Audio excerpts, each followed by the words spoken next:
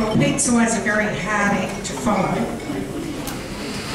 And one of the things he said to you that he really means is that he thinks that I'm really bossy and that I don't move very far on issues when we're in negotiations with anybody. And that's probably true, to be honest.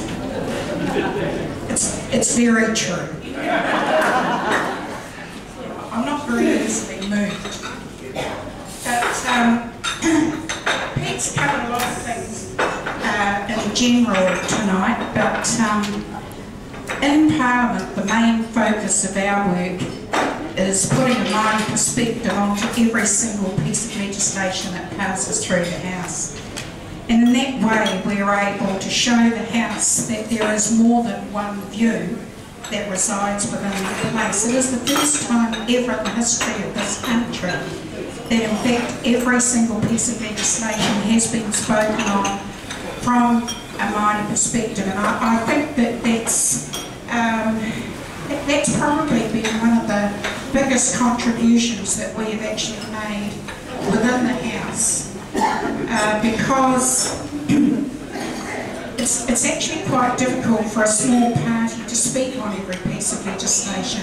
It takes huge work, and we're very lucky because we've got a large team of 7 altogether who work with us, and they provide the analysis on those pieces of legislation for us to be able to go down into the House and speak on them. And I want to first of all pay tribute to those of our staff who work alongside of us, both in the House and also out in the electorates, because we would not be able to be as effective as we are.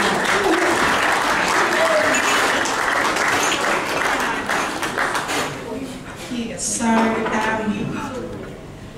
I think that the other thing that we've been able to do in the parliamentary environment is that we've been able to show that we're not a party of the left or the right.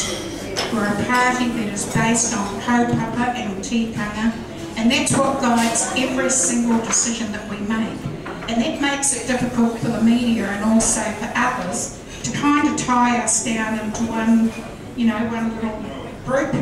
So they, try and say, well, National couldn't work with us because we're not of the right. And then they say, well, Labour can't work with us because we're not of the left. So they kind of firmly put us in the middle. And in actual fact, that's a really good position for us to be in. And we do talk to all of the political parties. That's what the MMP environment requires of us. And we would be doing you a disservice if we did not make it our business to build relationships with all those other political parties, because in the end we have only got 4 votes in the House, and we need to influence them so that in fact when we do come into this next election that we can have some influence, some political clout to be able to make the difference that we need to do. I mean, right now we've got national polling on 50%, Labour on 35%. It's highly unlikely that National will stay on 50%, and in fact, in the last election, Labour got in, I think, on 38%, so they actually haven't dropped a great deal. It kind of looks as though they're a long way down, but really they're not.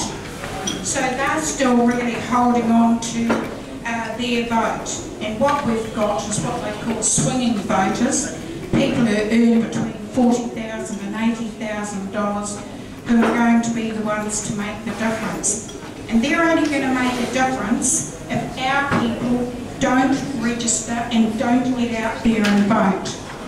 It's all in our own hands actually, because if our people would get out and vote, if the poor people would get out and vote, if the young people would get out and vote, then we could have assurance really that we could win not only the 7 seats that we have.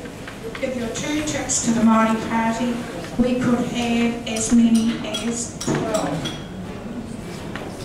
10% of the vote, we could have 12 seats. Now that's not impossible. It's not impossible. But we can't do it on our own. We need you. You are the most powerful advocate voice that we've got.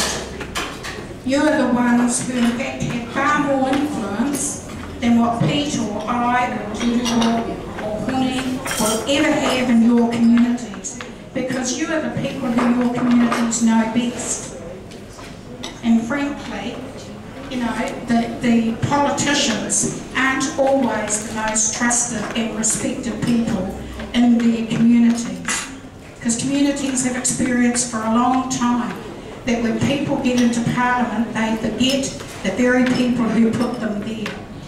And I guess the one thing that I can say to you tonight, which I hope will give you some hope, is that we will never let you down. We will never vote against you.